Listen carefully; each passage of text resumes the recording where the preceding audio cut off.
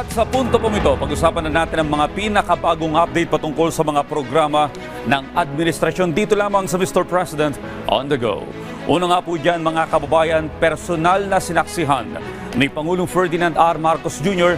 yung pagsira sa mahigit 9 na bilyong pisong halaga ng ipinagbabawal na gamot sa Clean Leaf International Corporation sa lalawigan po yan ng Tarlac. Ayon sa ating Pangulo, sinadya niyang talagang tutukan ang sistema mula sa pagkakasamsam ng ipinagbabawal na gamot sa testing hanggang sa mailagay na sa incinerator para wasakin ang bulto-bultong illegal drugs.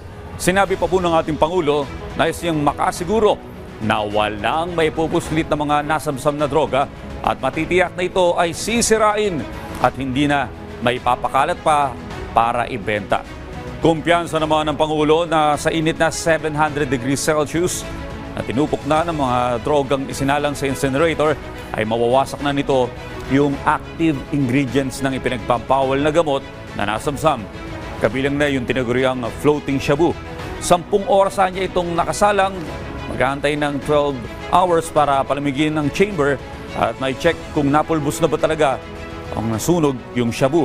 Kabilang sa mga illegal na droga na sinira ay yung lumutang na pakete ng shabu na tinatayang nagkakahalaga ng mahigit 8 bilyong piso.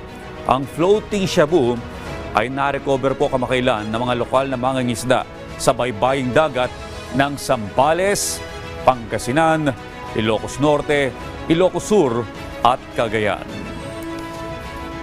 At yan po muna ang ating update ngayong umaga. Abangan ang susunod nating tatalakayin patungkol sa mga aktibidad at programa ng kasalukuyang administrasyon dito lamang sa Mr. President on the Go.